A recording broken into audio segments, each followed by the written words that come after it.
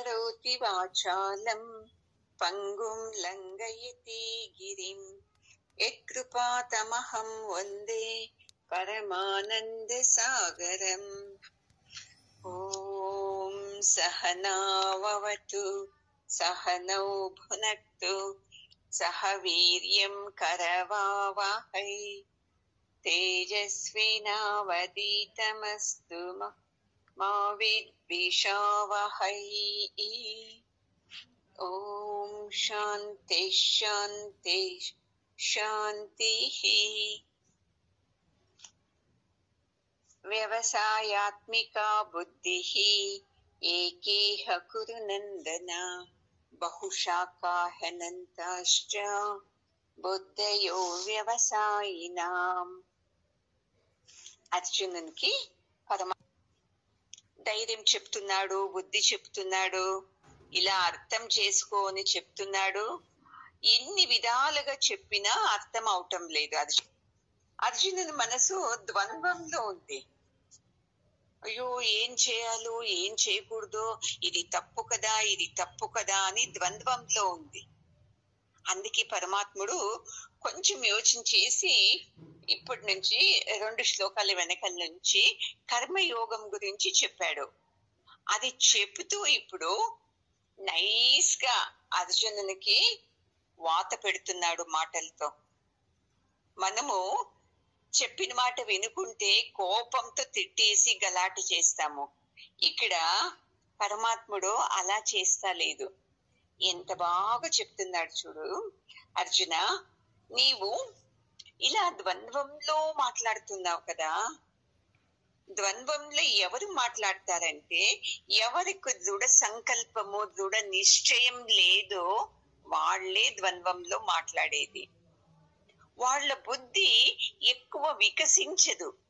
Direct గా చెప్తా లేదు, నీ బుద్ధి సరిగ్గా లేదు అందుకే ఇలా మాట్లాడుతున్నావు అని చెప్పటం లేదు. ఇలా ఇండైరెక్ట్ గా చెప్తున్నాడు. నీ బుద్ధి ద్వంద్వంలో ఉంది, అందుకే నీకు ఏది చేయాలో అని అర్థం అవటం లేదు. అందుకే ఇప్పుడు నేను ఏం చెప్తాను చూడు, దీన్ని బాగా విను అర్జున. అప్పుడు నీకు ఇలా ద్వంద్వం అదినా తప్ప కాదా అనేది వెళ్ళిపోతుంది. అప్పుడు నీ బుద్ధి ఈ కర్మయోగంలో బాగా పనిచేస్తుంది. ఇప్పుడు ఎందుకు మీకు కర్మయోగంగా చేసే కావటం లేదు, బుద్ధి యోగంతో చేసే కావటం లేదు అంటే మీ బుద్ధిని సరిగ్గా వికసించటం లేదు. ఏముంది బుద్ధిలో? ఏదేదో మూఢనమ్మకాలుంది, అంతా వెనకల్ది, అలా ఇలా ఏదేదో ఉండాలి అనేది నిండుకో ఉంది. కానీ ఈ కృష్ణ భక్తిలో లేదు మీ బుద్ధి. ఏది కృష్ణ ప్రజ్ఞే కృష్ణ భక్తి అంటే జ్ఞానంతో లేదు మీ బుద్ధి. అందుకే అర్జున, ఇప్పుడు నేను చెప్పినట్టు నువ్వు ఏదన్నా పనులు చేసుకొని వెళ్ళావంటే నీకు దోషము రాదు, పాపము రాదు, పుణ్యము రాదు. నీవు ఆనందంగా ఉండొచ్చు. ఇదే చూడు నిజమైన బుద్ధి. లేదు, నీకు ఈ బుద్ధి సరిగ్గా లేదు అంటే ఏమవుతుంది తెలుసా? నీ మనసు చంచలమైపోతుంది. అవ్యవసాయినాం అంటే నీ బుద్ధి సరిగ్గా వికసించటం లేదు. అప్పుడు ఏమవుతుంది అంటే వాళ్ళు ఒక రకంగా చెప్పారు అని అలా వెళుతావు, ఇంకొక రకంగా చెప్పారని అలా వెళుతావు. ఇలా నీ బుద్ధి ఏమైపోతుంది అంటే ఎన్ని భాగాలైపోతుందో. అది చేయాలి అంటావు, ఇంకో తొరి లేదు లేదు ఇది బాగుంది అంటావు, ఇంకో తొరి ఇంకోటి బాగుంది అంటావు. అందుకే అర్జున, నీ బుద్ధిని బాగా యోచించు. ఊరికి చేయకు. ఏదే పని చేసినా నీ బుద్ధితో చేయి, ఈ జ్ఞానంతో చేయి. జ్ఞానంతో చేయమన్నాడు, అది అర్థం కాలేదు. అందుకే ఇప్పుడు చెప్తున్నాడు, ఈ కర్మయోగంతో నువ్వు చేసుకుని వెళ్ళు, నీకు ఏది కాదు, దోషం రానే రాదు. ఎందుకంటే ప్రతి ఒక్కరికొను భయము, ఇలా పని చేస్తున్నాము ఏమవుతుందో ఏమో అని. ఎందుకంటే నీ బుద్ధి వ్యవస్థితంగా లేదు. అందుకే ఏం పనులు చేసినా అయ్యో ఏమవుతుందో ఏమో ఏమవుతుందో ఏమో అని బాధపడతారు. అలాగే నీవును తెలుసుకున్నావు, నా గురువు పైన బాణం వేస్తే ఏమవుతుందో, వాళ్ళ మీద బాణం వేస్తే ఏమవుతుందో అని. అదే నీకు ఈ బాధ కలిగిస్తూ ఉంది. అది తప్పు. అందుకే నువ్వు ఏం చేసినా ఈ కర్మయోగంతో చేయి. అప్పుడు నీకు ఏది దోషం రాదు. నీకు ఇవన్నీ పరమాత్మనికి చేస్తుండేది, ఇది పరమాత్ముడు చేపించుకుంటున్నాడు అని రావాలి. ఏది చేసినా నీవేమి జ్ఞానం విన్నావో క్లాస్ లో, ఆ జ్ఞానంతో చేయాలి మనము పనుల్ని. మనము క్లాస్ లో విన్న జ్ఞానాన్ని వదిలేస్తాము. ఎవరో చెప్పిన ఆ ఏదో విన్నా దాన్ని పట్టుకొని మనము ఈ పనులన్నీ చేస్తాము. అందుకే నీకు దుఃఖం అవుతుంది అర్జున. కరెక్ట్ నువ్వు చెప్పేది. మా గురువు మీద నేను ఎలా బాణం వదలాలి, మా తాత మీద ఎలా వదలాలి బాణం, వాళ్ళ మీద ఎలా యుద్ధం చేయాలి అని నీ ద్వంద్వం నాకు అర్థం అవుతుంది. కరెక్ట్, అది వదలకూడదు, యుద్ధం చేయకూడదు. అయితే ఇప్పుడు వాళ్ళే వచ్చారు కదా నీ మీద యుద్ధానికి, మేము రాజ్యం ఇవ్వము అన్నప్పుడు నీవు చేయాలి యుద్ధము. ఎందుకంటే ఇప్పుడు నీ మనసు చంచలంగా ఉంది. చంచలం ఉన్నప్పుడు మనసు ఏమవుతుంది, ఎలాగంటే అలాగ వెళ్ళిపోయేస్తాం. ఒక తూరి ఇలా చేస్తే సరిపోతుంది అని మాట్లాడతాము, ఇంకో తూరి ఎందుకు అలా చేయాలి నేను చెయ్యను అంటాం, ఇంకో తూరి లేదు లేదు వాళ్ళు చెప్పారు కదా అలా చేస్తే మంచిది అని వెళ్ళిపోతాము. ఇదే చూడు అర్జున, అవ్యవసాయాత్మిక బుద్ధి. బుద్ధి వికసించటం లేదు. పరమాత్ముని మీద నీకు నమ్మకం లేదు. కృష్ణుని మీద ఎవరికి నమ్మకం ఉంటుందో వాళ్ళు ఈ జ్ఞానంలో ఏం చెప్పాడు పరమాత్ముడు అలాగే చేస్తారు. నీకు ఈ ద్వంద్వం మనసు ఉన్నందున నువ్వేం చేస్తున్నావు, నేను చెయ్యను వెళ్ళిపోతాను అని ఏడుస్తున్నావు. అది తప్పు అర్జున. ఈ కృష్ణ ప్రజ్ఞతో యోచించు. అప్పుడు నీవేం చేసినా నీకు దోషం కాదు, ఆనందంగా ఉండొచ్చు నీవు అని చెప్తున్నాడు. ఆయన ఎంత చెప్పినాను అర్జునునికి ఏమి, నువ్వెంతన్నా చెప్పు, మా గురువు మీద ఎలా యుద్ధం చేయటం, మా తాత మీద ఎలా చేయటం. చూడండి ఎంత మూర్ఖంగా యోచిస్తున్నాడు. సాక్షాత్ పరమాత్ముడే చెప్తున్నాడు, యుద్ధము నువ్వు చేయటం లేదు, ఇదంతా పరమాత్ముని వ్యవస్థ, అతను చెప్పినట్టే జరిగేది, నీ నుండి ఎవరు చనిపోవటం లేదు, అది అతని నిశ్చయంతోనే చావు కానీ పుట్టుకత కానీ అంతాను ఉండేది. నీవు చూస్తే నేను చంపుతున్నాను అంటావే, అది తప్పు అని ఎంత విధాలుగా చెప్పినాను. అతను ఏం చేస్తున్నాడు, పరమాత్ముని మాటల్ని ఒక్కటి తీసుకోవటం లేదు. అసలు అతను పరమాత్ముడు అనేది మర్చిపోయేశాడు, నాలాగే మనుష్యుడు అనుకునేశాడు. ముఖ్యంగా నాకు సారథి నీవు అది ఉంది. ఏదో మొన్న క్లాస్ లో ఏదో అడుక్కున్నాడు, నేను శరణాగతి అయ్యాను, నేను నీ శిష్యుడు అన్నాడు. నీవే పరమాత్ముడు, నేను నీ భక్తుడు అనలేదు, నిన్ను గురువుగా అనుకుంటున్నాను, నేను శిష్యుడిని అనుకో, నాకు ఏది శ్రేయస్సు ఏది ప్రేయస్సు మంచిది చెప్పు అని అడిగాడు. అందుకనే పరమాత్ముడు అతని మీద చాలా జాలి ప్రేమ ఉన్నందున ఎంత వివరంగా చెప్తున్నానో అతనుకు అక్కడే స్టక్ అయిపోతున్నాడు.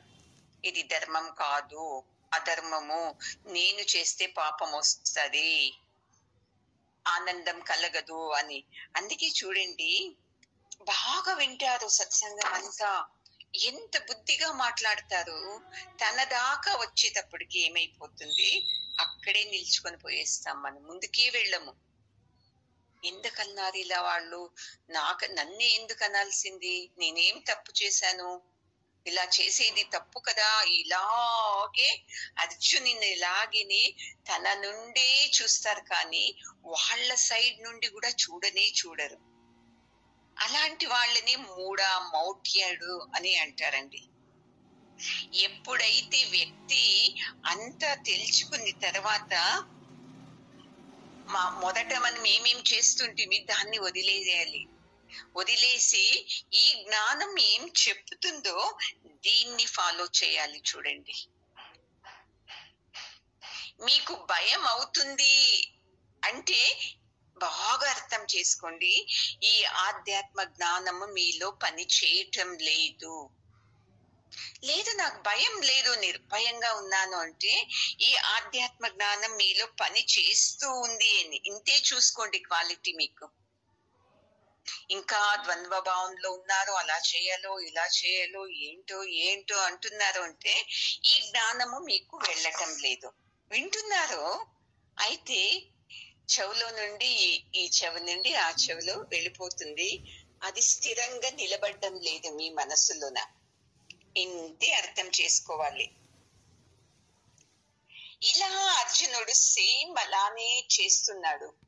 అందుకనే పరమాత్మనికి ఇంక ఎంత చెప్పినా వీనికి అర్థం అవుతా లేదు కదా, ఇంక ఏ విధంగా చెప్పాలో అని యోచిస్తూ ఉన్నాడు.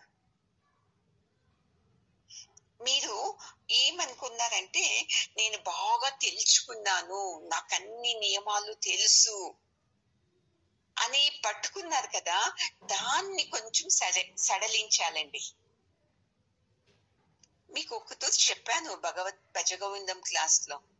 ఒక అవ్వ ట్రైన్ లో ప్రయాణం చేస్తూ ఉంటది, తల మీద పెద్ద గంటు పెట్టుకుని ఉంటది. పక్కలో వాళ్ళు చెప్తున్నారు, అమ్మా ఆ గంటు తీసి సీటు కింద పెట్టు, ఎందుకు అలా పట్టుకున్నావు అంటే, అమ్మో నా గంటు ఇది, నేను వదలను అని పట్టుకునేసింది. అలాగే మనం ఏమేమి విన్నామో, చిన్నప్పటి నుంచి ఏమేమి అనుసరిస్తున్నామో దాన్ని గట్టిగా పట్టుకునేసాము. అందుకే ఈ భగవద్గీత జ్ఞానం మనకు లోపలకు వెళ్ళటం లేదు, నమ్మకం కూడా లేదు మనకు.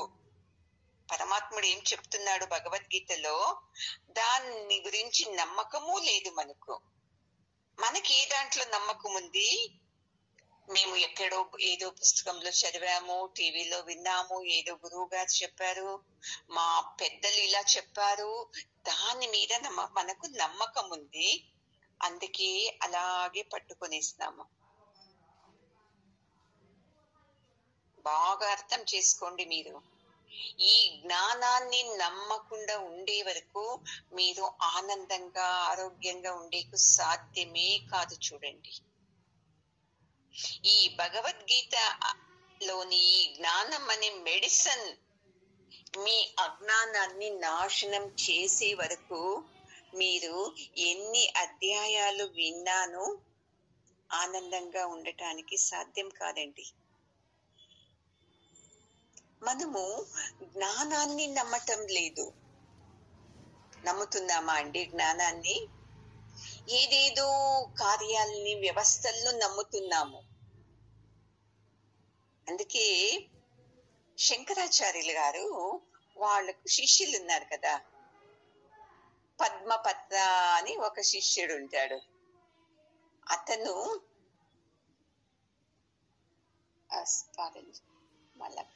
మంచి శరణాగతి శిష్యుడు. అయితే అతనికి అంత తొందరగా అర్థం కాదు పాపము. పద్మపాద అని అతని పేరు. అతని కోసం నిదానంగా చెప్పేవాళ్ళంట గురువు గారు. శిష్యులంతా ఏమండి గురువు గారు, మీరు అతనికే సపోర్ట్ చేసి ఎంత నిదానంగా చెప్తున్నారు అని. గురువుకు తెలుస్తుంది కదా ఏ శిష్యుడు శరణాగతిగా ఉన్నాడు నాకు అని. ఏమి చెప్పలేదంట ఈ శిష్యుల మాటలకు. ఒక తూరి పాఠం చేస్తూ ఉండేటప్పుడు ఇంకా పద్మపాదుడు రాలేదు కదా, అందుకని అయ్యో పద్మపాదుడు ఇంకా రాలేదు కదా క్లాస్ కు అంటే, అతను అంతేలేండి గురువు గారు, ఎప్పుడు లేటే కదా, మీరు షురూ చేయండి అని శిష్యులు అంటారంట.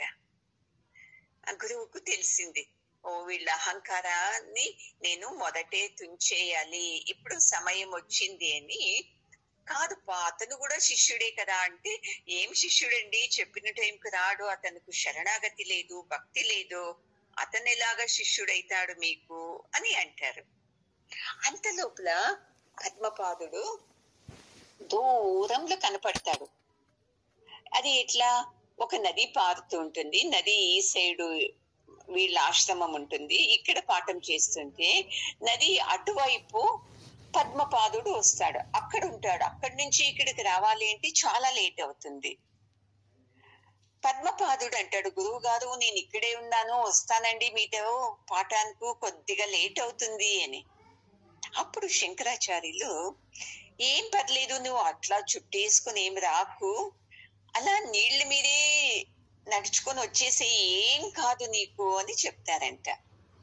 శిష్యులకంతా అయోమయం అవుతుంది, ఓ అతను మునిగిపోతాడు, ఎలా నీళ్ల మీద నడవటానికి సాధ్యమవుతుంది అని. పద్మపాదుడు, అలాగా గురువు గారు, సరే వచ్చేస్తాను అని ఆ నీటి మీద ఒక్కొక్క ఎడ్జ్ పాదం పెడతాడు. ఆ పాదం కింద ఒక కమలం వస్తుంది చూడండి. అలా ఎన్ని పాదాలు పెడతాడో అలా అన్ని కమలాలు వస్తుంది. అతను మునిగిపోకుండా వచ్చి ఆచార్యులకు నమస్కారం చేసి కూర్చొనిస్తాడు. ఇది చూడండి శ్రద్ధ, శరణాగతి. నేను మునిగిపోతానేమో, ఏమవుతుందో, నేను చనిపోతానేమో అని నమ్మకమే లేదు అతనుకు, అపనమ్మకమే లేదు అతనుకు. అయ్యి మా గురువు గారు చెప్పారు, రమ్మన్నారు, అంతే. ఇంకా ఏ దోషం వస్తుంది నాకు, వాళ్ళు చెప్పినారంటే కరెక్ట్ ఇది అని వచ్చేసాడు. మళ్ళీ శ్రద్ధ చూడండి, నేను తత్వచింతన చేయాలి, క్లాసుకు వెళ్ళాలి అనే తొందరలో గురువు గారు ఏం చెప్పారో అలాగే వచ్చేసాడు నీటి మీద నడుచుకొని. అందుకే అతనికి ఆచార్యులు పద్మపాదుడు అని బిరుదిస్తాడు చూడండి. ఇది శరణాగతి, ఇది శ్రద్ధ, భక్తి, జ్ఞానం మీద ఉన్న భక్తి, మూఢనమ్మకమైన భక్తి కాదు ఇది. అది పరమాత్మని మీద నమ్ముకొని రా అంటే, మీరు ఇంత నమ్ముతున్నారు కదా పరమాత్మని, అలా నీటి మీద నడుచుకొని రాండి ఏంటి, వస్తారా? భయం. ఎక్కడ పరమాత్ముడు ఏమో ఉన్నాడో, మనల్ని కాపాడతాడో లేదో అనేస్తాం కదా. ఇది శ్రద్ధ, ఇది జ్ఞానం మీద శ్రద్ధ. గురువు వాక్య, గురువు అంటే ఏమి వ్యక్తి కాదు, జ్ఞానము. ఆ జ్ఞానం మీద శ్రద్ధతో అలా వచ్చేసాడు. అంతే శ్రద్ధ మనలో ఉన్నప్పుడు ఈ జ్ఞానం ఏమి చెబుతుందో దీన్నే ఫాలో చేయాలి అర్జున.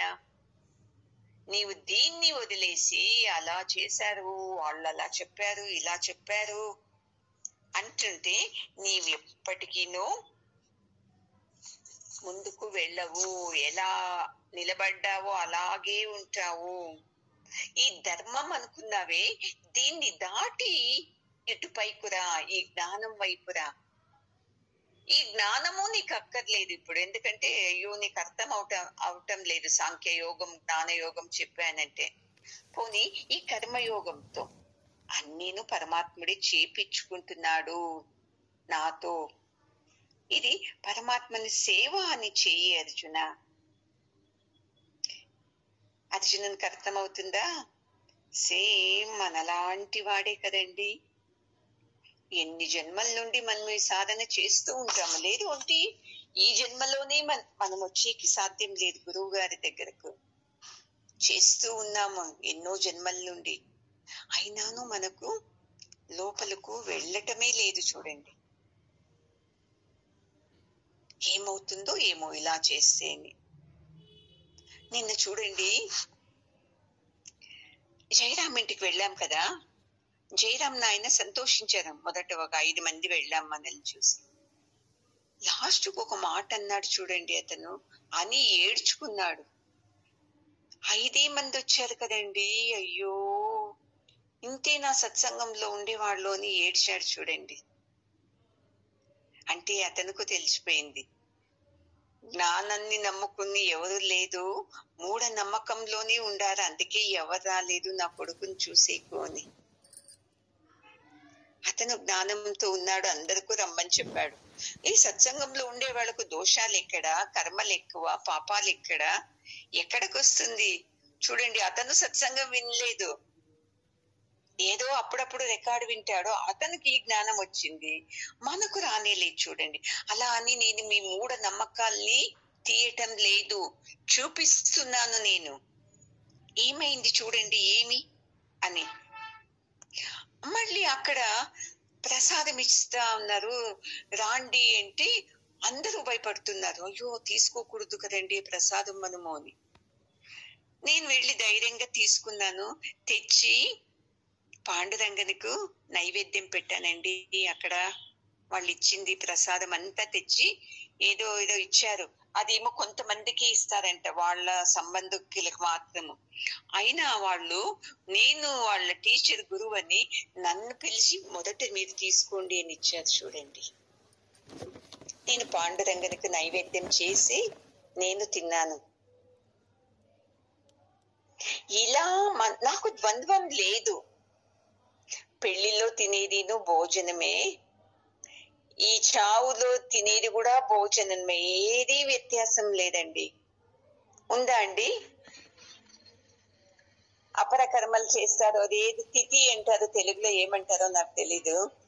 తిథిలో వడ్డించేదిను భోజనమే, పెళ్లింట్లో వడ్డించేదిను భోజనమే. అది బాగా సంతృప్తిగా తింటాము. ఇక్కడ ఈ చనిపోయిన వాళ్ళ ఇంట్లో 11వ రోజు చేసే భోజనాన్ని మైలగా చూస్తాము. అది అన్నం ప్రసాదమే, ఇది అన్న ప్రసాదమే కదండి. నాలో ఇంత మార్పు ఎలా వచ్చింది అంటే ఈ జ్ఞానమే నాలో ఈ మార్పు తెచ్చింది. అందుకే ఈ శాస్త్రాన్ని ఎవరు అర్థం చేసుకుంటా తాను అనుష్ఠానం చేస్తారో వాళ్లకు అత్యంత నిర్భీతి వస్తుంది చూడండి.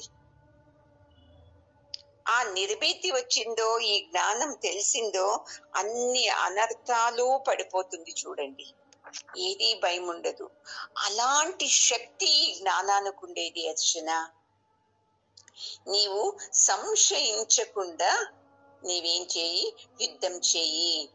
ఇది నేను చేయటం లేదు, ఇది ఎంత పూర్వ నిర్ధారితమే, ఇదన్నీ పరమాత్ముడే చేపించుకుంటా ఉండేది, నేను కాదు అనే భావంతో నువ్వు చేసావంటే నీకు భయం కాదు, ఈ సంశయాలన్నీ వదిలిపోతుంది అని చెప్తున్నాడు పరమాత్ముడు. ఎప్పుడైతే ఈ సంశయాలన్నీ వెళ్ళిపోతుందో చూసుకోండి, అప్పుడు వాళ్ళు నిర్భయంగా పక్షిలాగా ఎగురుతారు చూడండి. ఎవరికి ఈ సంశయాలు లేవో, ఎవరికి జ్ఞానము లేదో, జ్ఞానం నుండి సంశయాలు వెళ్ళిపోయేది. మనకు జ్ఞానమే లేదు అంటే సంశయాలు వెళ్ళిపోతుందా అండి? అప్పుడు ఏమవుతుంది? ఏది జరిగినా భయం భయం భయం భయమే అవుతుంది. అందుకే అర్జున, నేను చెప్పేదాన్ని అర్థం చేసుకో, నీ స్వభావాన్ని చేంజ్ చేసుకో, అప్పుడే నీవు ఫ్రీ అవుతావు. భయం వెళ్ళిపోతుంది, నువ్వు అనుకుంటుంది ధర్మం అంతా వెళ్ళిపోతుంది. లేదు అంటే ఇలానే నీవు దుఃఖిస్తూ ఉంటావు. మళ్ళీ నువ్వు చేసే కర్మలంతా నీ ఇంద్రియ సుఖాని కోసమే అవుతుంది. ఇప్పుడు అందుకే కదా మనం చేసేది, బాగుండల్లా, ఆనందంగా ఉండల్లా, ఆనందంగా ఉండాలి, నాకు మంచి శుభవార్తలే వినాలి, దీనికోసమే కదా మన కర్మలన్నీ చేసేది. చూడండి, కుక్కే సుబ్రహ్మణ్యానికి వెళ్తాము, ఘాటి సుబ్రహ్మణ్యానికి వెళ్తాము, ఎన్ని శాంతులు చేపిస్తాము. మనం అనుకున్నది అయిందా అండి? ఆనందంగా ఉన్నామా మనము? కొంతమంది ఆరోగ్యం బాగానే డాక్టర్ తో వెళ్ళరు, ఆ పూజలు ఈ పూజలు అని వెళతారో అదేమి తగ్గనే తగ్గదు. ఎప్పుడో ఏదో ఒకటి ఎవరికో తగ్గితే ఓ అలాగా వాళ్ళకి తగ్గింది, నాకు ఇది కావాలి అని మళ్ళీ వాళ్ళు ఏమేం చేశారో అవన్నీ చేస్తాము. బాగా తెలుసుకోండి, ఎవరికైతే ఈ పరమాత్మని తెలుసుకోవాలి అనుందో వాళ్ళు ఈ తామసిక సుఖాలని, స్వర్గలోకం సుఖాలని ఈ జీవనంలో ఏదేదో కావాలి అనే ఆశలన్నీ వదిలిన వాడే మోక్షానికి అధికారి అండి. నాకు మోక్షం అక్కర్లేదు, నాకు ఈ సుఖాలు కావాలి, నేను అనుకున్నవన్నీ నెరవేరాలి అంటే నీవు పరమాత్మనికి దూరంగానే ఉంటారు. చూడండి, మోక్షం కావాలి అనేది మాత్రము పరావిద్య. లేదండి నాకు ఏదేదో సుఖాలు కావాలి, నేను అనుకున్న సంకల్పాలు నెరవేరాలి అనేవన్నీ అపరావిద్యలు. ఈ అపరావిద్యల నుండి ఎవరూ ఆనందంగా ఉండేకి సాధ్యం కాదు అర్జున. అందుకే నేను చెప్తున్నాను కదా, ఇదంతా పరమాత్మన ఆజ్ఞతో నడిసేది, నా నుండి కాదు. ఇదంతా పరమాత్ముడు తనకెలా కావాలా అలా నాతో చేయించుకున్నాడు అని అహంకారం లేకుండా నువ్వు చేసావంటే అది నిజమైన శ్రద్ధ. చూడు, నిజమైన పూజ అది. నేను చేస్తున్నాను అనేది వదిలేసేయాలి. నాతో పరమాత్ముడు చేపిస్తున్నాడు. పూజ ఒకటే కాదండి, ప్రతి ఒక్క పనులు అంటే మీరు అనుకుంటున్నారు నేను చేస్తున్నాను అని. నాతో పరమాత్ముడు ఈ పని చేపిస్తున్నాడు, ఈ పని చేపిస్తున్నాడు, ఈ పని చేపిస్తున్నాడు అని ఎవరైతే అనుకుంటారో అది నిజమైన పూజ. చూడండి, ఎందుకు ఇలా మన బుద్ధి ఇలా ఎన్ని విధాలుగా బహుశాఖ, వాళ్ళు చెప్పింది కరెక్ట్, వీళ్ళు చెప్పింది బహుశాఖాలుగా వెళుతుంది అంటే ఈ వేదాల్ని మనము సరిగ్గా అర్థం చేసుకోకుండా ఉన్నందునే మనకు ఈ భగవద్గీత జ్ఞానము వెళ్ళటం లేదు. అందుకే ధైర్యం కావాలి ఈ జ్ఞానం తీసుకోవాలంటే. అప్పుడు మిమ్మల్ని చుట్టుకున్న ఈ అనర్థాలన్నీ వెళ్ళిపోతుందండి. పరమాత్ముడు అందరికీ ఆనందంగా ఉండు అనే చెప్తాడండి. ఎవరికి నీవు దుఃఖించు, నువ్వు ఏడుస్తూ ఉండు, నువ్వు ఇలాగే నాశనం కాని చెప్పడండి.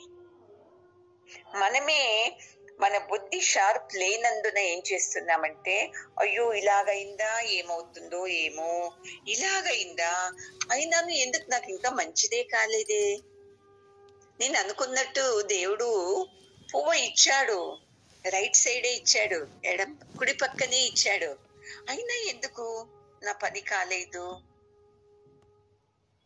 అయినా ఎందుకు నేను ఏదేది పనులు చేసినా సాధ్యం కావటం లేదు. పెళ్లి చూపులకు వెళ్ళాలంటే ఫస్ట్ గుడికి వెళ్ళొచ్చేస్తాము, అయ్యో మంచిది కానీ అయిందా, అన్ని పెళ్లి చూపులు సక్సెస్ అయిందా?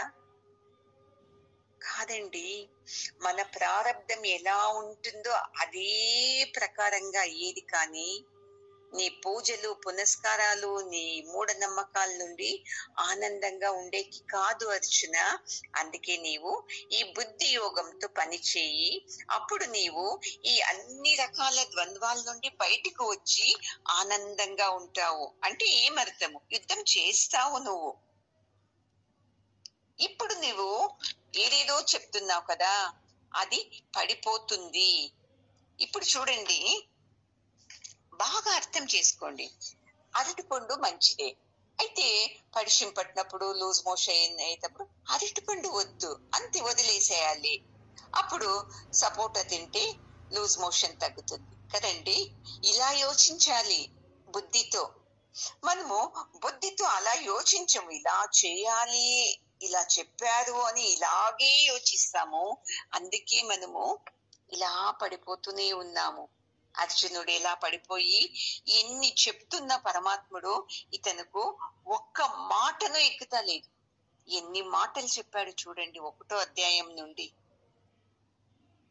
అంటే ఎంత మౌఢ్యుడు, 3 లోకాలకు పరాక్రమశాలి. అయితే బుద్ధిలో ఏముంది? అజ్ఞానం ఉంది. దేహంలో ఏముంది? శక్తి ఉంది. ఏది కాదు, దేహంలో శక్తి కన్నా బుద్ధిలో ఈ జ్ఞానం ఉండాలి. చూడండి, అప్పుడు మనము ఎలా ఉన్నానో నడిచేకవుతుంది. చూడండి, ఎంతమంది చేతులు కాళ్ళు లేనోళ్ళు ఎన్ని డిగ్రీలు సంపాదించారు. కాళ్ళు లేదు, చేయి లేదు, నడవటానికి కాదు. కళ్ళు లేనోళ్ళు ఎంతమంది ఆఫీసర్లు అయ్యారు. ఎలా? వాళ్ళ బుద్ధిలో జ్ఞానం నిండుకుంది. కళ్ళు లేకుండా ఉండొచ్చు, మనకు కళ్ళు ఉంది, చెవులు ఉంది, కాళ్ళు ఉంది, చేతులు ఉంది, అన్ని ఇంద్రియాలు బాగుంది. అయితే బుద్ధిలో ఏం లేదు? జ్ఞానం లేదు. అందుకే మనం ఏడుస్తున్నాము. కాళ్ళు లేని వాళ్ళు, వాళ్ళ బుద్ధిలో చెవులు లేనోళ్ళు, వాళ్ళు చూడండి ఎంత బాగా వాళ్ళ బుద్ధిలో ఏముంది? జ్ఞానం ఉంది, అంతే ఆనందంగా ఉన్నారు. మనము చూడండి, ఇట్లా సిగ్నల్ క్రాస్ చేయాలంటే పరిగెత్తుకొని వెళ్ళేదో, యాదో డాష్ కొట్టేదో, పడిపోయేదో చేస్తాము. అది గుడ్డివాడు చూడండి, అంత రష్ ఉండే సిగ్నల్లోనూ కట్టి సాయంతో ఎంత ఆత్మస్థైర్యంగా వెళతాడు. జ్ఞానం, అన్నిటికీ జ్ఞానం. జ్ఞానం జ్ఞానం ఉంటే ఏ సందర్భంలోనూ భయపడము. అందుకే అర్జున, నేను చెప్పే ఈ కర్మయోగాన్ని అనుసరించు. జ్ఞానయోగాన్ని కాలేదు నీకు అనుకుంటే ఈ కర్మయోగాన్ని అనుసరించి నువ్వు యుద్ధం చేయి, నీకు ఏది దోషం తట్టదు అని చెప్తున్నాడండి. ఓం పూర్ణమదః పూర్ణమిదం పూర్ణాత్ పూర్ణముదచ్యతే పూర్ణస్య పూర్ణమాదాయ పూర్ణమేవావశిష్యతే. ఓం శాంతి శాంతి శాంతి. హరి ఓం.